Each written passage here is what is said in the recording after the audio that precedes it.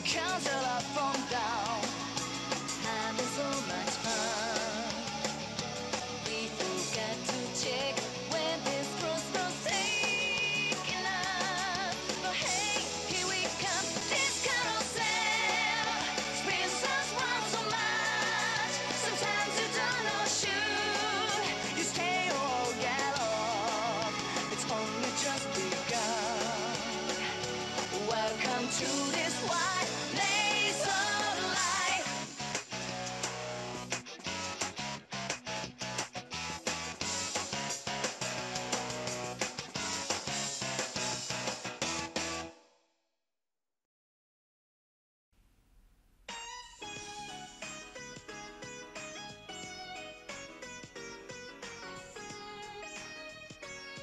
Welcome back, guys!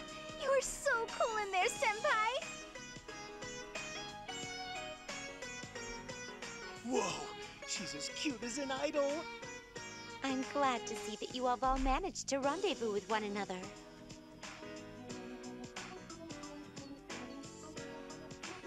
Just as you all fell here, my guest and his friends wandered into this place as well. Margaret in this game is voiced by Marisha Ray, though that's not her original voice actress from Persona 4. This was actually one of Marisha Ray's first roles in video games, according to one of the interviews I've seen with her. Granted, we arrived from a different origin point than you. As we were searching for an exit, we encountered Elizabeth and Theo. They have told us of your situation. So you're in the same boat. Everyone's trapped here, I guess. We were surprised to hear that there are other Persona users here. The same goes for us. What is going on here? Did you guys go through a TV? Huh? A TV? I love how they do this because if you haven't played Persona 4 or know anything about it, the method by which they enter dungeons just seems so bizarre. Hold on. Does the Dark Hour function differently where you're from? Similarly, if you're not aware of Persona 3, this also seems weird. Dark Hour? Why don't we introduce each other first? I'll begin. This is my guest. He has the same power of the wild card as you there. I'm a second year at Yasogami High. This is canonical name Yu Narukami, the Persona 4 protagonist, and whichever protagonist you don't pick is fully voiced in this game. His personality mainly takes cues from Persona 4 Arena, but he has elements of his anime incarnation, which is great, because Anime Yu is amazing. Seriously, Persona 4, the animation is one of the few animes I've watched dubbed, just because dubbed Yu is that good. He's voiced by Johnny Young Bosch, who you might know as being in a lot of things. The first thing that comes to mind off the top of my head is Joshua Bright in the Trails in the Sky series. But yeah, he's been in a lot. You're our age? Wow, you seem so mature. And he's actually a second year. There are no third year party members in Persona 4's party. Yasogami. You mean this school? Well, in a way. This place seems to be Yasogami High. Or something like that. Definitely not the Yasogami High they come from. By the way, Yasogami means many gods, which is actually kind of cool. Gekkoukan, the name of Persona 3's high school, means moonlight. So, and of course most people know that the Persona 5 school means prisoner, so every school's name relates to the theme of the game in some way. What do you mean? It looks like the Yasogami High we know. But we think it's a different place. Probably. Probably? Most likely. I wasn't asking you to rephrase it. The power of the wild card, though? Does that make you the same as our leader? The arrival of two with the power of the wild card. So this was the reason behind the boon. That was the thing Elizabeth was sensing all this time. It's nice to meet you. Hello there, do I need to get jealous of you? Gary Stu's powers of foresight lets him know that this guy was once known as the Man Whore, but there is only one that may bear that title, and their name is Gary Stu. Also, this line is... Doesn't someone say that in Spider-Man Into the Spider-Verse? I always thought it would actually be pretty cool to do one of those flashback sequences of like, okay, let's go over this one more time for like all the Persona protagonists, especially for Q2, because it has 4 of them. I was thinking the same thing. Here's hoping we get along. And I'm Yosuke Hanamura. I'm a second year too. Me and this guy are partners. Not in a romantic way, I definitely don't mean it in that way. Those unused voice clips don't prove anything. Anyway, This is Yosuke, voiced by Yuri Lowenthal, who I'm pretty sure needs no introduction at all. But interesting thing is that Yuri Lowenthal also voices the Persona 3 protagonist, and that means you'll actually get to hear two slightly different Yuri Lowenthal performances if you're on the P4 storyline. Partners? Huh. Like Shinji and me. Say what? Admittedly, the two of them kind of butt heads as much as Shinjo and Akihiko do. I'm Chie Satanaka, and I'm a second year too, and... She is voiced by Erin Fitzgerald, who was not her original voice actress from vanilla Persona 4. There's a lot of mixed feelings on her, but I really like Erin Fitzgerald Chie, mainly because she's the one that I've heard the most. I think that she's pretty great in general, and she's done a lot of voices in other games. She's been in Danganronpa, but I can't mention what characters she is because her characters are all huge spoilers. I've watched an interview with Erin Fitzgerald, and she seems like a really nice person. This is kind of nerve-wracking. My favorite food is pudding. What? You want poop marks all over your face? And these two have an interesting dynamic. That line Yosuke said is a reference to something that happens a bit later in Persona 4, which is pretty great. I find that scene a lot funnier in the anime. They kind of remind me of Junpei-kun and Yukari-chan. Okay, I guess I'm next. I'm Yukiko Amagi, a second year. I'm in the same class as Chie and the others. Yukiko is voiced by Amanda Wynn Lee, who hasn't really had that many roles in video games besides Yukiko. She's Magnolia in Bravely Second, and she's Oya in Persona 5. There's also another character she voiced in Persona 5 who's incredibly obvious, but this character is kind of a spoiler, so if I do get around to playing Persona 5, there's a huge joke that I want to make about this character, but yeah, the voice is so obviously the same voice actress as Yukiko. I just realized something. She's beautiful, isn't she? And Yukiko kind of has this effect on people. The thing with her is, her whole character is designed around being like the stereotypical Yamato Nadeshiko, or like the quiet, reserved Japanese woman, except she defies that stereotype in a lot of ways, namely that she has an extremely bizarre sense of humor. What about your Chidorita? And, yeah, Yukari is saying what everyone who's playing this game, who's played Persona 3, is thinking. That is one really annoying thing about this game, is they kind of forget about Junpei and Chidori a lot, which annoys me because I really like Junpei and Chidori. There's a really bad instance of this a bit later on, but I'll get to that later. Now it's the first year's turn. I'm Rise Kujikawa. So, Rise is the navigator for the Persona 4 party, and she's voiced by Laura Bailey, who needs no introduction because Laura Bailey is amazing. Yeah, I actually have the page for Rise in my Persona 4 art book signed by Laura Bailey, because I actually got to meet her and Travis Willingham at a convention. Laura Bailey was the original voice of Lucina. Sadly, she's not Lucina anymore, which is annoying because Laura Bailey's amazing. She's on Critical Role as Vexalia and then Jester in Campaign 2. She's in so many things, so yeah, doesn't really need much of an introduction. Rise, huh. That sounds familiar. This is actually an interesting point. I can't fight, but I'm great at providing backup. Nice to meet you. So, they do talk about this a bit later in this game, but I mentioned this back in my Persona 3 playthrough. Rise was still an idol at around the time Persona 3 is set, and in fact, the September full moon, where you fight the Hermit Shadow in the nightclub, so, Rise was actually scheduled to do a performance there that night, and had to be cancelled due to power outages, which nobody realized was caused by a giant shadow. It seems they have someone with a similar ability to Fuka-san's. Their abilities are actually quite different though, I'll mention that when I get to their stats. That's right. I was surprised too when I met her earlier. They met earlier than the others because, I guess being a support character, Rise went to the Velvet Room straight away to stay away from the front lines. I'm Kanji Tatsumi. Yeah. So, this guy, just like a lot of people in the Persona 4 party, is bad at socializing. This is Kanji. He was originally voiced by Troy Baker, but due to annoying union issues, Troy Baker doesn't seem to do Japanese games anymore, which, again, I'm still a little annoyed about that.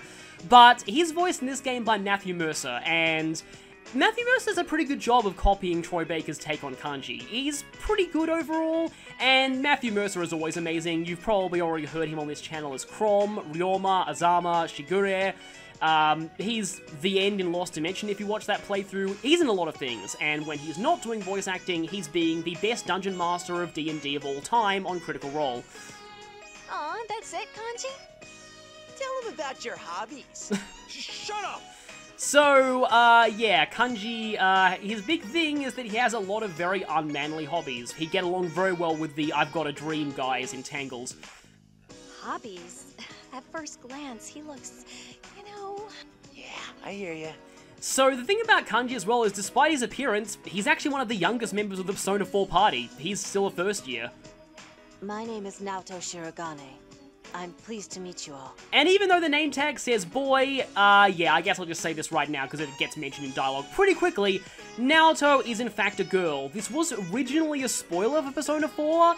It's not really a spoiler these days because you can't really see any spin-offs without knowing this information already, and it's impossible to look up any information on Naoto without spoiling yourself.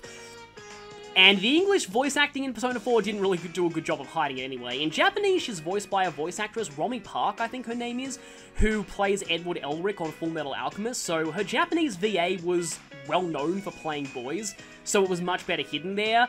In English, the interesting thing about Naoto is that we had no idea who her English voice in the original Persona 4 was for the longest time. We actually know now. Let me just see if I can look it up. Yes, in the original game, Golden and Arena, Naoto was voiced by Anna Graves, and again, nobody figured that out for so long. In fact, they only realized when someone speculated that Anna Graves herself tweeted "Mystery Solved." But in this game, she's voiced by Valerie Aram, who is a much more well-known voice actress. In fact, she was in the original Persona 4 as one of the social links. She was Kikyo in Bravely Default. She was Gabby in Shin Megami Tensei 4. She's quite a few characters in Catherine. She was in Trauma Center. Yeah, she's been in quite a few things. And yeah, that's her voice actress in this game. Naoto's original voice actress played her in Persona 4 Arena though, so it's a little confusing. You have really thick soles. That's a weird thing to say when meeting someone for the first time. Huh? Oh, That's so cool. It's like a magic device that makes you instantly taller. Please, leave it at that. And so begins one of the best friendships that comes out of Persona Q, actually. I'm the last one up. I'm Teddy, the beloved and adorable mascot of the Junes department store, famed here in Inaba. Actually, he comes from a world inside of the TV, but it's really confusing. So Teddy is another person whose voice actor has changed. He was originally played by Dave Wittenberg, but now he is voiced by Emmy Award-winning Sam Comedic Genius Regal. Those are more Critical Role in jokes.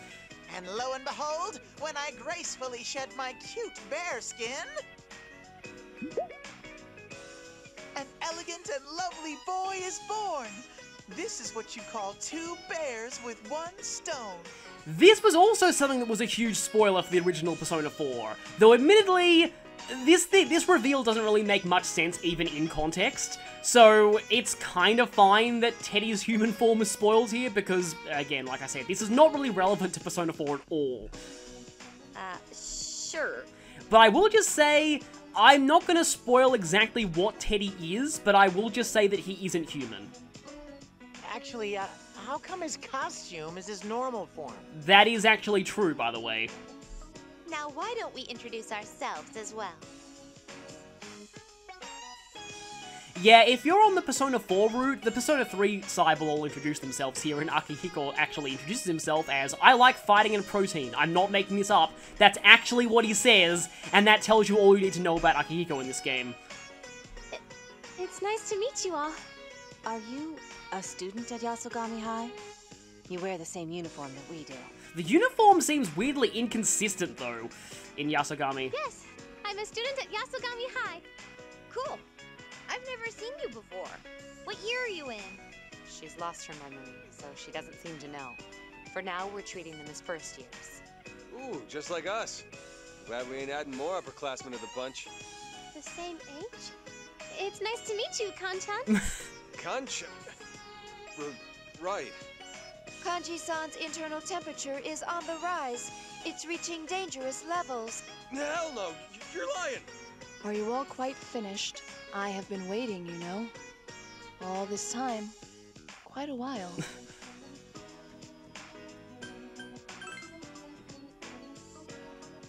Is that how you guys' blue lady always is? Yeah, she tends to be pretty frosty.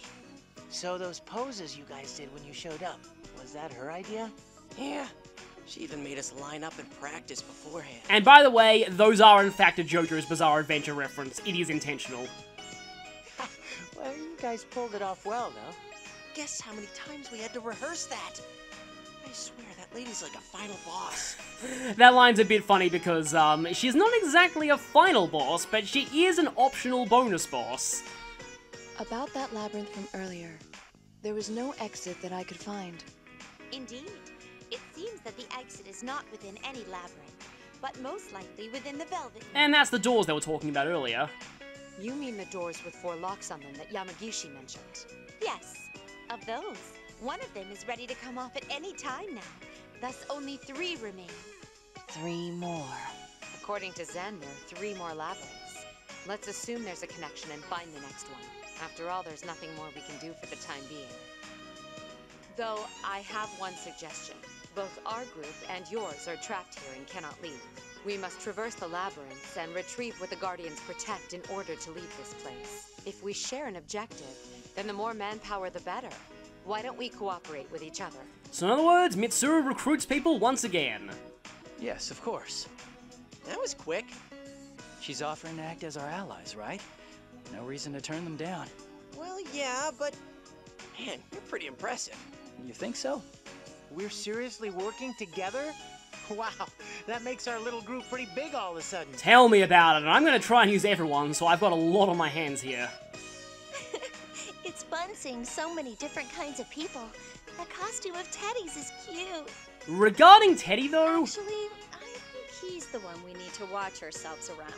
Yukari senses it immediately, doesn't she? If the journey ahead is going to be long, then more assistance may be necessary. Theo, show me the way to the Velvet Room. I ask that everyone else follow as well.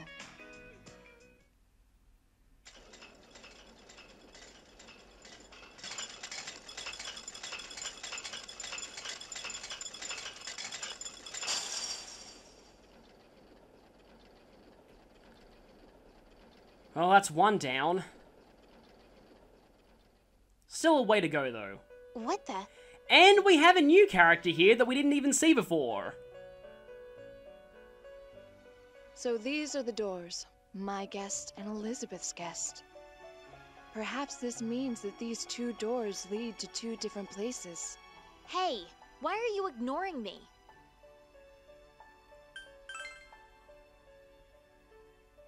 Pardon me. This girl is Marie. I had forgotten to introduce her. She's staying with us for now as a resident of the Velvet Room. So she's not officially a resident, but she's just kinda staying there. Huh? Marie-chan? Why are you here? What, a resident? What do you mean? And the Persona 4 crew, besides the protagonist, didn't really know this at the time. I'm not a resident, I just happen to be here. So, Marie, she's voiced by Eden Regal, and yes, that's actually Sam Regal's sister. The 2 of them have actually been in a lot of things together, even since they were children. Marie is a very controversial character from Persona 4. She was only added in Golden, and she kind of overtook a lot of elements of the plot, and a lot of people didn't like that. She's also, well, you'll see later, but I'll just describe her as, if all the tsunderes from everything left their own media and formed their own village of tsunderes, in that village, Marie would be the token tsundere. Yeah. I personally don't hate Marie. I actually find her pretty funny, and I like the things that she adds to Persona 4. I actually do feel that her existence patches up a lot of areas of the plot of Persona 4 that I felt were a bit weak in the original version. I can't say what those are, though, because they're huge spoilers for P4, and I promised that I wouldn't do that. But if I do play Persona 4 Golden, I'll be talking at length about how I feel that Marie actually improves some elements of it. It's not so much Marie herself, but more... anyway. So what's going on? There's way too many people here. Some of you kind of act the same, too. The dog's cool, though. You can see for yourself what kind of girl she is. Still, she may be of some use to you.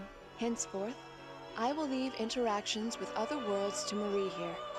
Feel free to ask for her So assistance. she is our street pass attendant now. What? I have to do that stuff again? You never told me about that. Yeah, I think she handled that weird Wi-Fi feature that Persona 4 Golden had, where you could get SP and HP healing from random other people's games, or... Anyway, I've forgotten about exactly how that worked. I'm telling you about it now.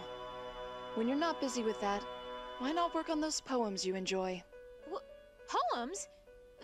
Those are just memos I jotted down about the other worlds. And why do you know about them? Is that so? What a hard worker you are.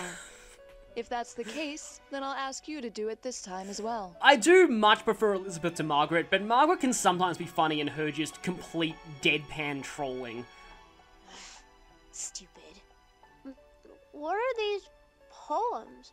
They're not poems. They're the screams of my pathos. Funny thing about this is that I've read this from the Persona Q art book, but from what I can tell, in Japanese, pathos is written with the kanji for, like, I think heart or soul, but it has katakana above it, indicating that it's pronounced pathos, which is another one of those weird tricks that is pretty much untranslatable. Pathos! Zen! This pathos is so cool! Is that so? What should I do? That donut I just swallowed was tasty! Good to hear. And Ray is weird as always. From here on, I will perform the fusions. So this is one thing that I don't like about the two parties merging. We don't have Elizabeth doing fusions anymore! So from now on, Elizabeth is purely relegated to healing, which is a shame because I like her a lot more than Margaret, but oh well. I can handle triangle spreads. In other words, fusions that use 3 personas. And there are actually some arcanas that you can only make out of triangle spreads, so remember that. If you wish to perform one, please consult me. Also, there are no quadruple, quintuple, or sextuple, that sounds weird, but yeah, fusions in this game, so triangle is the highest that it goes up to. Well then, I will leave this place to you two. I will resume my healing duties at the nurse's office. No, Elizabeth, please don't go. Though I will say the one thing I like about this arrangement is Margaret's fusion accident animation is, in my opinion, a lot better than Elizabeth's. And it seems I will have some time to spare, so I'd like to move on to something that has been on my mind. We're going to be getting a new feature soon, basically, and that is... What might that be? Ever since I've come to this world, there is something that has been bothering me.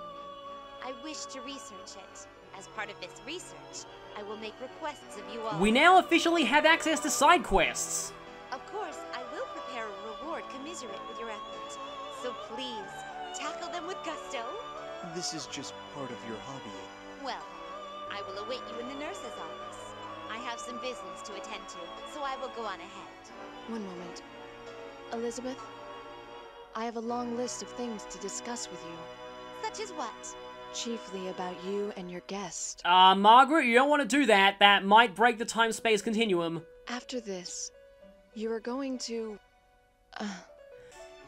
No, it can wait for later. I need to learn more about this world now. Very well then. Perhaps another time. Again, I don't think that's a good idea. Should we go to the nurse's office? If there's gonna be rewards, we might as well hear what she has to say. I'll go with you. Something about this makes me uneasy. I feel like that's not going to end well for you, but oh well. And remember when Elizabeth said she was going to spruce up this place? Well, yeah. Goodbye, old generic nurse's office. Hello, this. Welcome to Elizabeth's room. And hello, new outfit. Also, Yosuke is aroused. Would you like medicine? A shot?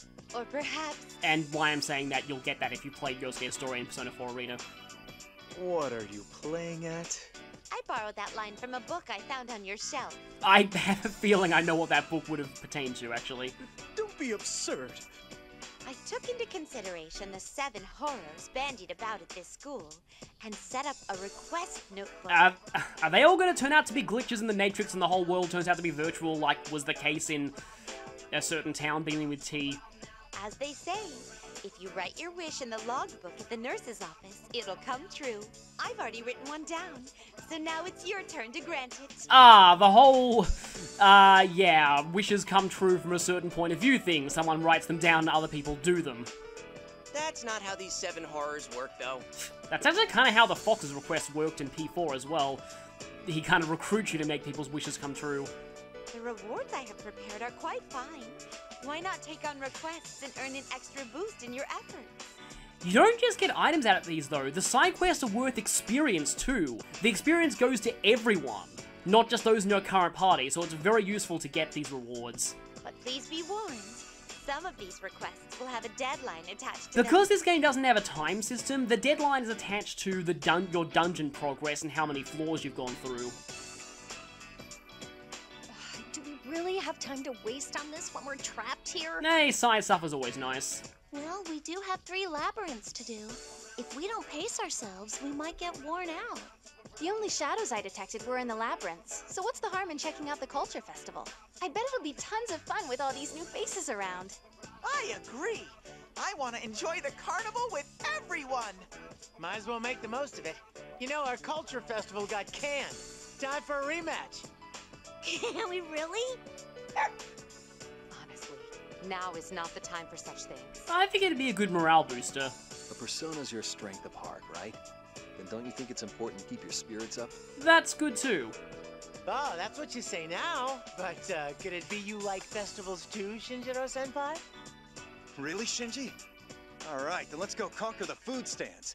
I think I saw one that sold takoyaki. Go by yourself. Takoyaki. I, Elizabeth, will join you.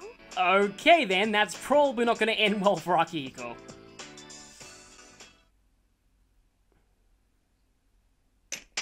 And Catherine reference.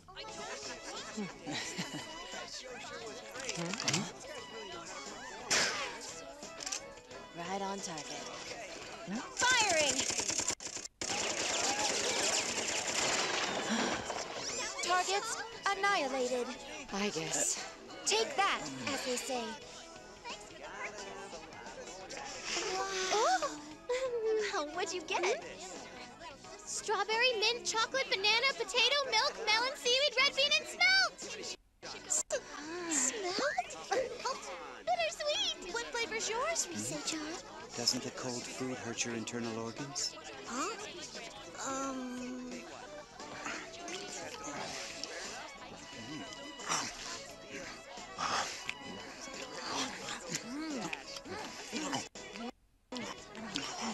I won't lose!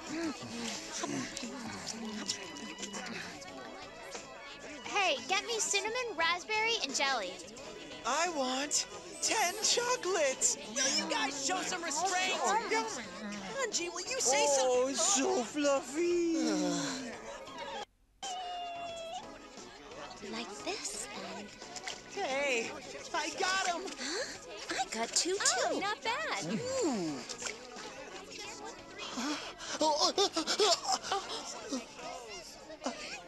I'm sorry.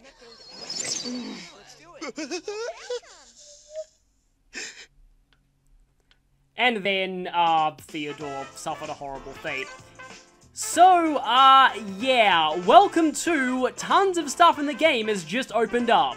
So after all those cutscenes, I feel like we're not actually going to be doing any exploration or battles in this part. I'm going to spend the rest of this part talking about what I like to refer to as Team Yasogami, which is actually what the game calls it a bit later on, but yeah, I'm kind of spoiling things. So everyone here joins at level 12, which is about the level the game expects you to be at this point. But yeah, we now have a huge amount of members. Also, something that I don't think I've mentioned yet is that anyone with a green border uses slash attacks, an orange border is for strike attacks, and a yellow border is pierce. As their main weapons, basically. So, let's begin. One thing that I will first mention is that the Persona 4 characters, apart from the Persona 4 protagonist, who actually doesn't follow this theme, their main theme is they have much bigger strengths than the P3 characters, but also much bigger flaws. This actually kind of fits with the themes of Persona 4, actually. But anyway, firstly we have Yu Narukami, the Persona 4 protagonist. As I alluded to at the very start of the game, his stats are very balanced all round. He can do physical, magical, status, he can do a lot of different things. And he does well in both the front and the back row. He's pretty much your average jack-of-all-trades Mario-type character.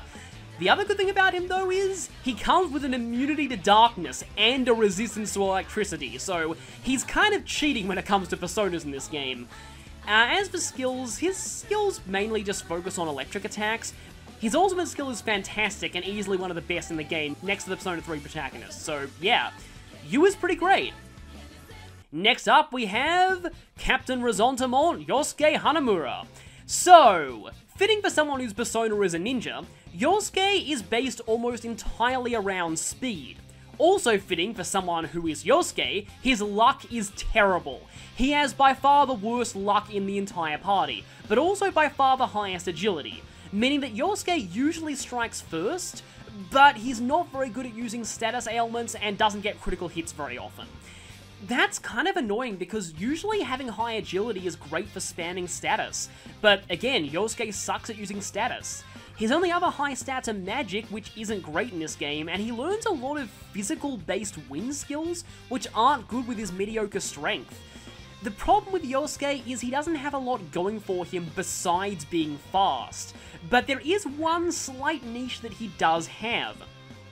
There are items in this game that swap one of your stats with another stat. If you have the accessory equipped that swaps magic with luck, you can actually make Yosuke a much more useful status abuser, but that is sadly one of the few things that he's good at. He's definitely better than some of the worst party members in this game, but generally I find he's all about speed and not much else. Next, we have the carnivore who's discarded, Spunky Dragon with Deadly Legs. She hates her original title. But yes, Chie Santanaka.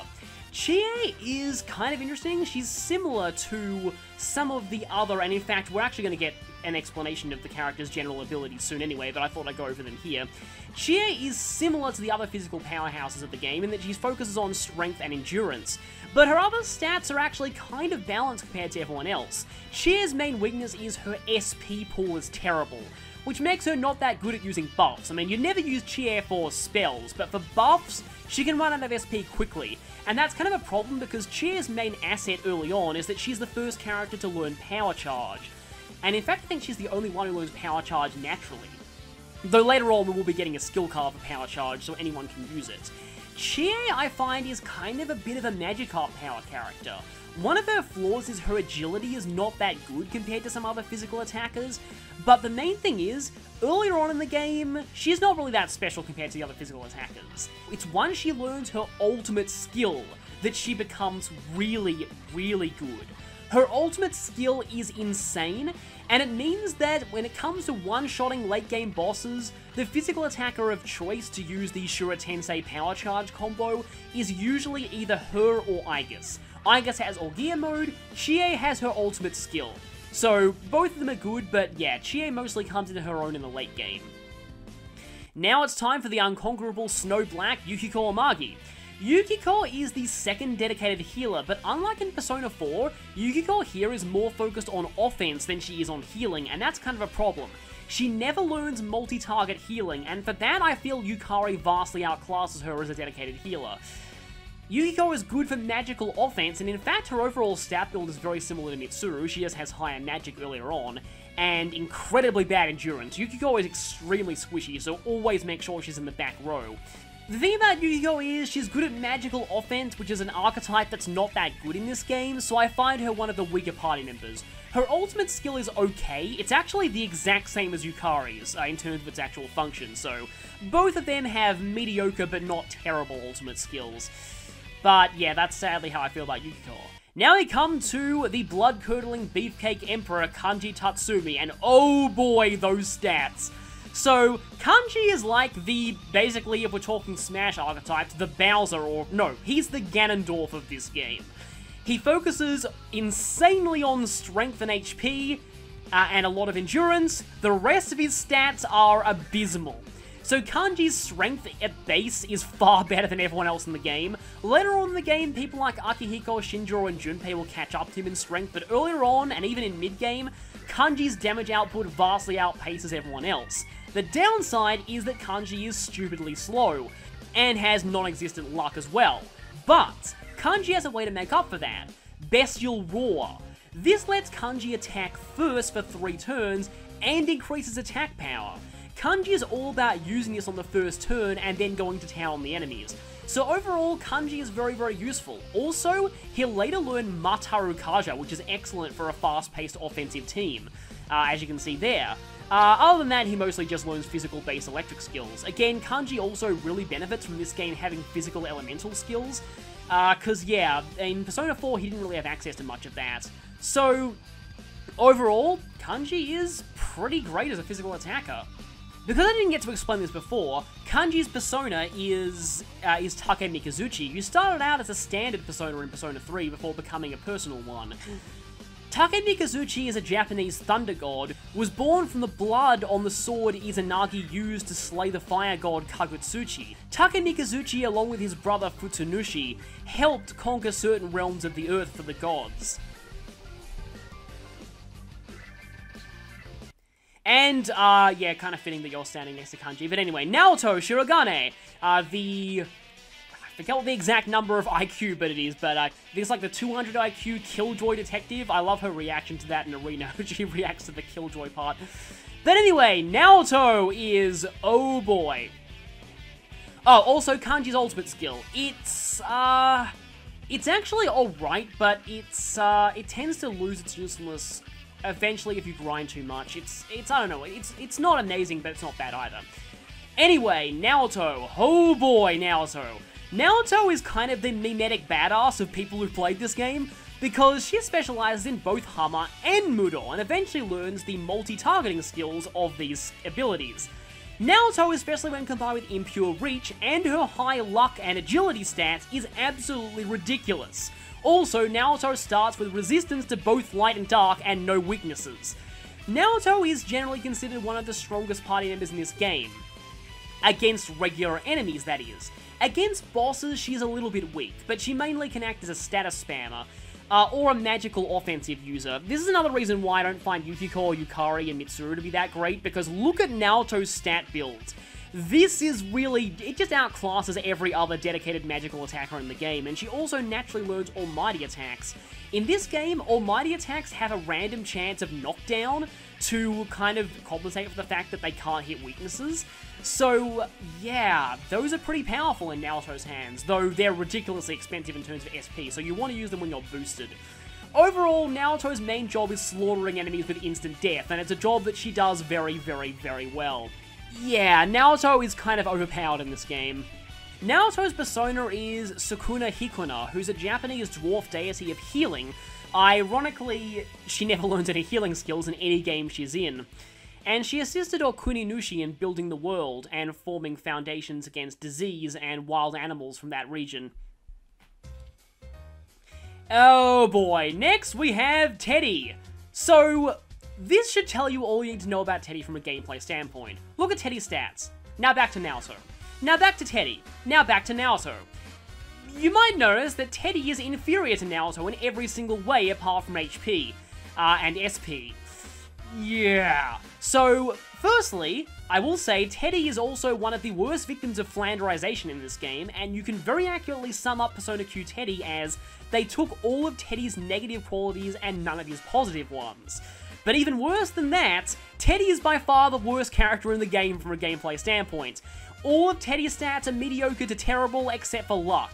And even with luck as it is, I mean, he's supposed to specialize in luck, but Naoto's luck is equal and Naoto has far better stats elsewhere. So Teddy is outclassed at pretty much everything. Also, back in Persona 4, Teddy learned a very useful array of buffs, healing, ice skills. Teddy was actually really versatile in that game. Not here. Here, all Teddy learned is ice and a few revival spells.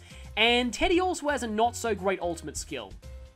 Oh, by the way, Naoto's ultimate skill is actually pretty decent. It's effectively kind of like an almighty amp, except not really. Back to Teddy, though. And I really don't want to be back to Teddy, but still. Poor Teddy, yeah. Teddy kind of sucks in this game. Really, the one thing Teddy is good for is using a luck endurance reverse to swap, to make him kind of a tank. That and using his slow speed to his advantage, because it makes it more likely for him to keep boost and not get knocked out of it by enemies. But overall, Teddy is pretty terrible in this game. And in fact, Teddy is so terrible in this game that I'm going to start something. The Teddy owned count. Expect this to get very high by the end of the game. Sadly, Persona Q Teddy kind of deserves it. No! Teddy's persona is Kintoki Dorji, which is another name taken up by Kintaro, which is usually translated as Golden Boy. Kintaro is a folk hero from Japanese folklore. Think kind of like Robin Hood or King Arthur, in that people speculate that a real person did exist, but their legends have heavily exaggerated what they did. He was a child with superhuman strength in his folklore, raised by a mountain witch, who became a friend of many animals. He also was never seen without his trusty tomahawk, which is referenced on Kintoki Doji's design, because to modernize it, they had him carry a tomahawk missile, which is kind of funny. But yes, that is in fact the Persona 4 cast, and that actually took me quicker than I thought it would. So now that we have new members, we also have new navigators, and we can also switch which navigator we use for Labyrinth and which we use for Battle, and this is actually helpful because you can give one of them skills that help in Exploration and the other that gives skills that help in Battle. It's also possible to change the voice, so for example, you can have Fuka performing the gameplay functions of navigation, but have Rise perform the navigation voice, which is interesting. But yeah, you can swap between these two for both Battle and Labyrinth navigation. So, for now I'm going to be swapping over to Rise because she's just joined. So, the two navigators actually have a lot of distinct differences, and I didn't give Fuka a bio before, but I will give one now, because now we actually have a second navigator to compare her to. Fuka, her stats are pointless, don't look at those stats, they mean nothing, but Fuka in terms of abilities mostly learns healing, especially Prayer. Prayer is a fantastic skill which we won't be having for a very long time, but yes, Fuka mainly learns healing abilities for navigation, and they're a lot more reliable than the healing abilities she learned in Persona 3. Overall, Fuka is a very good navigator to use, especially for tough boss fights and FOEs. Rise, on the other hand, her navigator abilities are focused on making battles more efficient and just generally providing offensive buffs. She starts out with Spotlight, which lets someone immediately act first, which can be useful if you want to get a status element off on the enemy or a debuff, or if you have someone who you just feel like is going to die that turn and you really want them to get an attack off before they go down. Also, if you've got someone who you want to try and run maybe, Spotlight has quite a few different uses. Later on, she'll learn Zero Set, which reduces skill cost to 0 for one turn. Effectively, it gives everyone in the party boost, except without the increased initiative. Zero Set can be useful in some situations, but because of boost, it's not that great most of the time, but like I said, it can be useful sometimes. It's sort of like an emergency panic button. Overall, I find Fuka more generally useful than Rise, but Rise is also a good party member, especially if you want to finish battles quickly and are just more of an offensive player. Rise's persona is Himiko, who was a shaman queen from an ancient country within the islands that would become Japan. Now, I'm pretty sure Himiko is actually an Okami. Yes, I'm remembering that right, she is. In fact, quite a few of the personas the Persona 4 cast are in Okami. So if you played that game, you probably have a good grasp of who Himiko is. There's quite a bit to her mythology, so I won't go into all of it here, but some of the aspects of her mythology fit Rise quite well. I'm going to switch both of them to battle navigation for now, though I've got to remember that I need to... yes, we've got a lot of things unlocking right now. Holy crap, a lot of things are unlocking. For now, I'm going to go ahead and use and switch over your persona over to Rise. I think I'll actually be covering requests and the Velvet Room editions next time, because this part's already gone on very long as it is, but one thing that I might cover here is Stroll. Stroll lets you... Wow, okay, there's a lot of Stroll conversations. I'll go over a few of these now, but, because these things pretty much just covered exactly what I said before. But this is how I like to describe Strolls. They are essentially base conversations from Fire Emblem, Path of Radiance, and Radiant Dawn. They don't give any gameplay benefits unless there are some scrolls that are side quest related, but they usually don't give any gameplay benefits. They're mostly just there for flavor, but they are pretty much just base conversations, almost exactly the same as base conversations. Hey. So I'll show a few of these before I end the episode. This has pretty much just been a getting to know everyone episode.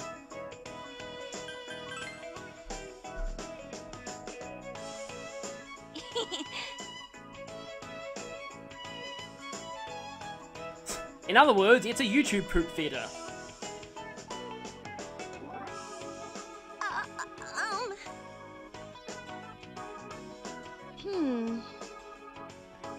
The Persona 4 protagonist actually uses the exact same weapons as Junpei, and Yosuke uses the exact same weapons as Koromaru, which is kind of interesting. So, yeah. Persona 4 protagonist, pretty solid all round. Cheer's weapons are boots. She just kicks things. Obviously, she wants to be in the front row. And, yeah, she doesn't like fire. Yukiko can use a fan to attack. It's generally not that great, but she's kind of useful in using status ailments sometimes. And, yeah, the fan is technically a projectile weapon, so it works as strong from the back, but really the reason why you want Yukiko in the back row is because she's incredibly squishy. That's one advantage that Yukari has as a dedicated healer, is Yukari is a lot tankier than Yukiko is. Cheer and Yukiko are both weak to each other's elements, which is interesting given how much they lean on each other in Persona 4's story.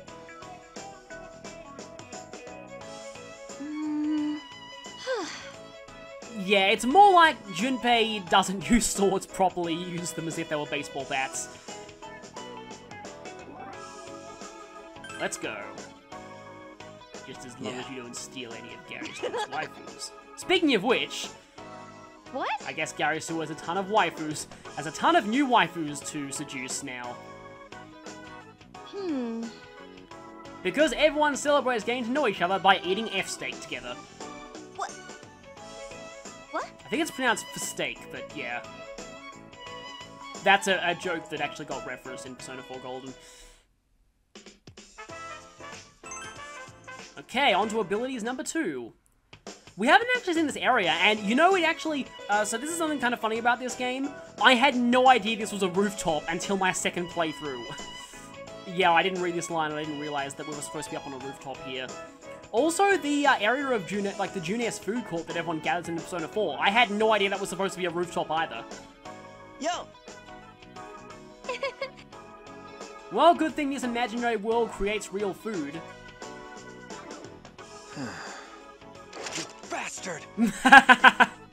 I love Zen sometimes. Crying out loud. Huh. What? Oh, great. And this again. What?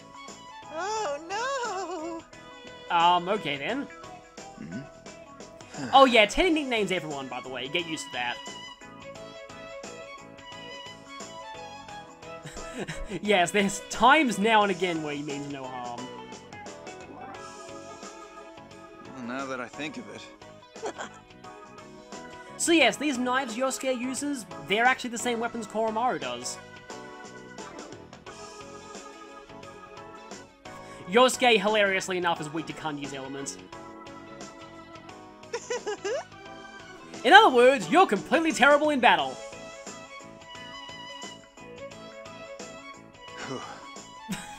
Again, yeah, it almost feels like they made Teddy bad on purpose in this game, which is a shame. Because he was actually pretty useful in Persona 4. Oh yeah, and his weapons are claws, which are unique to him.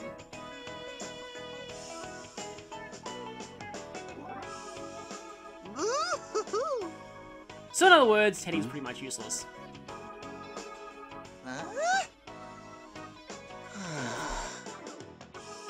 Teddy actually pulls off cross-dressing pretty well, if you play Persona 4. Wow, really? Sadly, that's kind of true of most players of this game, because, yeah, most people just stick with one party and completely ignore everyone.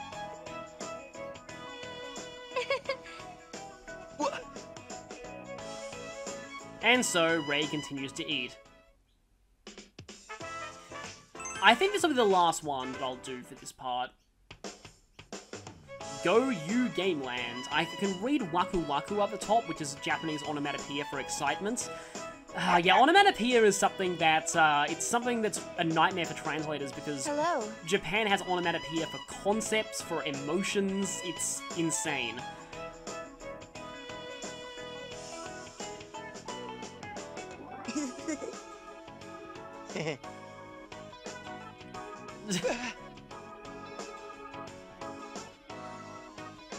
So Naruto actually uses guns. Let's make sure those never get confused with our evokers or horrible things could happen.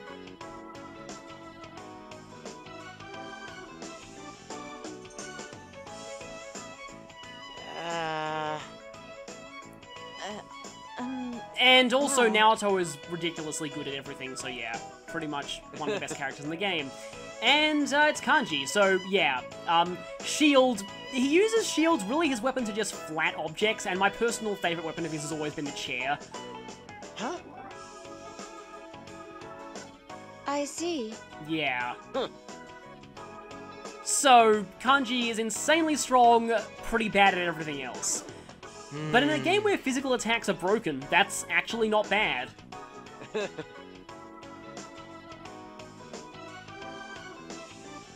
Hell yeah!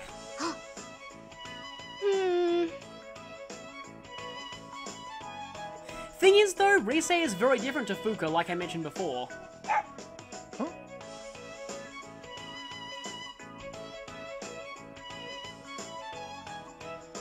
I see.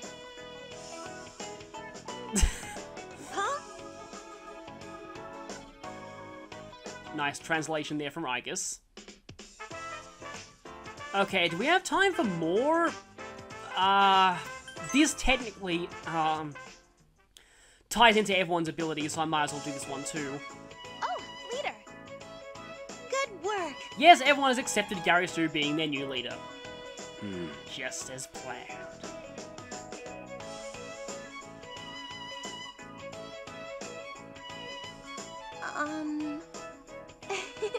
Yeah, I imagine that. We've already gone over most of this. I see.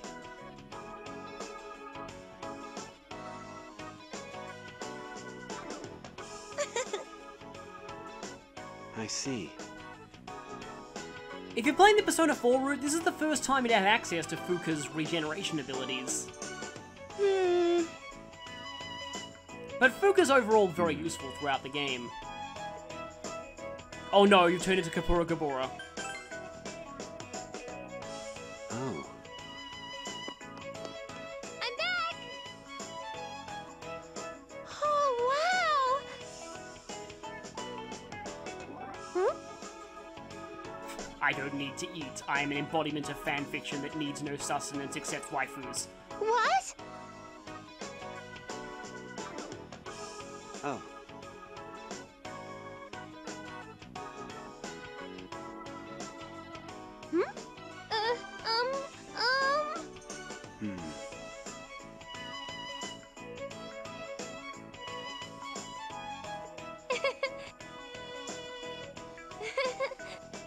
And yeah, everyone can kind of see the implications with those two. And we'll be seeing even more of that later. Well, I suppose since there's only one more event, I can do this one. You can probably see right now why I call these base conversations. They pretty much are. Oh, it's you.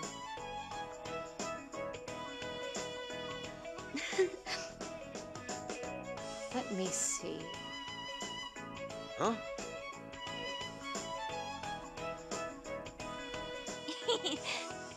It's actually short for Specialized Extracurricular Execution Squad, I believe. I'm pretty sure Mitsuru came up with the name. But, we're officially classified as an after-school club, but what we do is we go into an hour that normal people don't observe and fight the dark embodiments of humanity's soul, so, yeah, one of the coolest school clubs ever.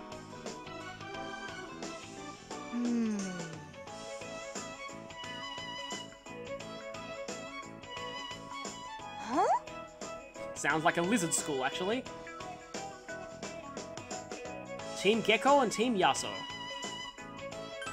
Yeah, I guess that'll work. Of course, Garisu probably prefers the terms Team Sexy Waifus and Team Other Sexy Waifus.